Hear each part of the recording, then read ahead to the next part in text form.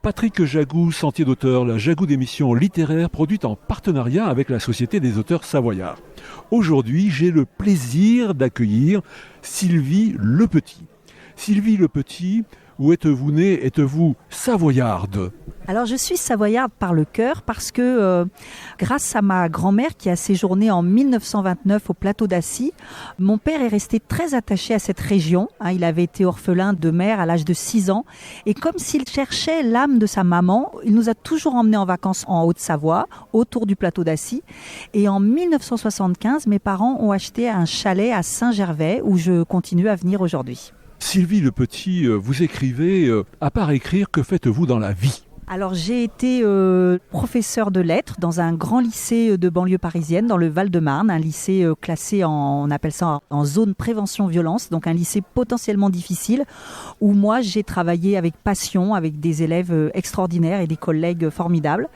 J'ai terminé ma carrière au lycée français de Sao Paulo, et quand je suis revenue du Brésil, j'ai senti que je devais tourner cette page et j'ai pris une retraite anticipée pour me consacrer à l'écriture et à l'animation d'ateliers d'écriture, surtout des ateliers d'écriture thérapeutique pour aider des malades psychiques. Sylvie Lepetit, auriez-vous la gentillesse de nous parler de votre dernier ouvrage intitulé « Jusqu'à mon dernier souffle » ?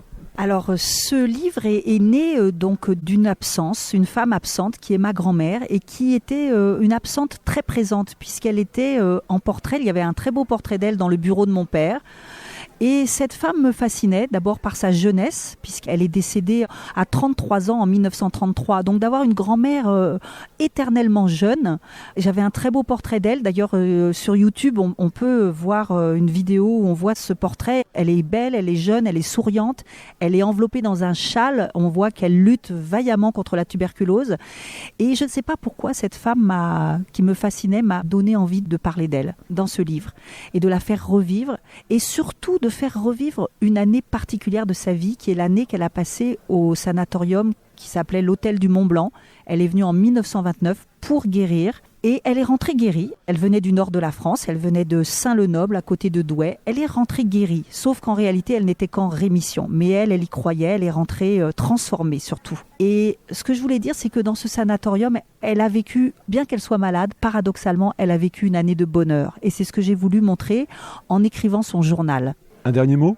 Eh bien, j'ai voulu rendre hommage au grand sanatorium, j'ai voulu rendre hommage aux malades qui ont vécu là, aux équipes soignantes, j'ai voulu rendre hommage à l'amitié, à la solidarité, à la lumière de la montagne. Et donc, c'est un livre plein d'espérance pour aujourd'hui, pour nos combats, nos défis d'aujourd'hui, le combat contre le virus de la Covid, combat contre le changement climatique. C'est un hommage à la montagne et un appel à l'union, l'unité de tous pour sauver nos montagnes. Chers auditeurs, nous parlions aujourd'hui de l'ouvrage de Sylvie Lepetit, intitulé « Jusqu'à mon dernier souffle », publié aux éditions... Alors c'est les éditions Saint-Léger, la collection s'appelle Les Impertinents. Sylvie Lepetit, je vous remercie. Voilà, Sentier d'auteur, c'est fini pour aujourd'hui. Arvi les amis, et à la semaine prochaine si ça vous dit.